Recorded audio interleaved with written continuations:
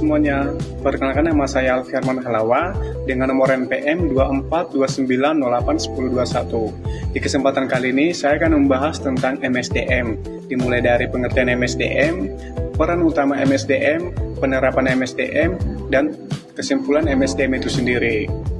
Nah, secara umum MSDM itu adalah proses mengelola, mengatur, dan mengembangkan tenaga kerja dalam perusahaan dengan tujuan mampu bekerja secara efektif dan efisien untuk mencapai tujuan perusahaan itu sendiri.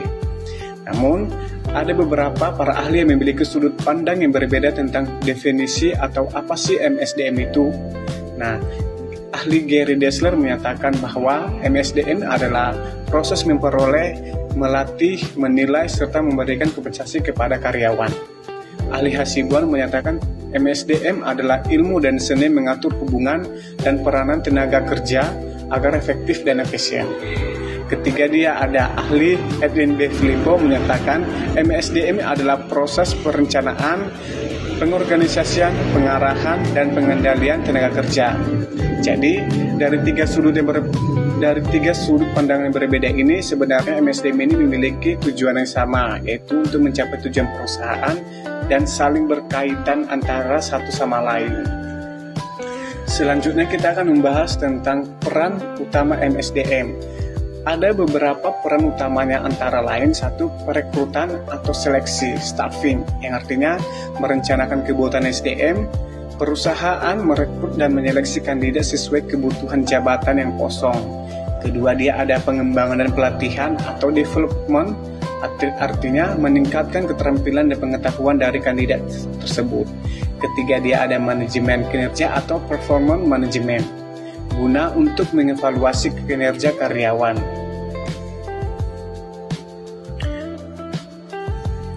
Keempat, dia ada kompensasi dan tunjangan, yang artinya perusahaan mengelola sistem penggajian, tunjangan, dan penghargaan yang adil. Kelima, dia ada hubungan karyawan atau employee relation, yang dimana guna membangun suasana kerja yang positif. Keenam, dia ada peran strategi, yang dimana artinya menyelaraskan strategi SDM dengan strategi bisnis perusahaan untuk keberhasilan jangka panjang. Selanjutnya kita akan membahas contoh penerapan dari MSDM itu sendiri. Satu, perekrutmen. Contohnya butuh sales. Nah, perusahaan akan membuka lowongan maupun memberikan lowongan di IG maupun media sosial lainnya dengan tujuan dapat orang yang tepat. Kedua, pelatihan. Nah, contohnya setelah perusahaan mendapatkan dari kandidat yang dibutuhkan, perusahaan akan melakukan pelatihan atau training 3 hari maupun bahkan lebih dari hari yang sudah ditentukan ketika dia ada penilaian kerja. Nah, tiap bulan perusahaan akan mengecek KPI sales. Jika dia target, akan diberikan bonus. Keempat, dia ada kompensasi, yaitu gaji pokok, uang makan, BPJS, THR, serta uang lembur yang dibayarkan jika si kandidat tersebut lembur.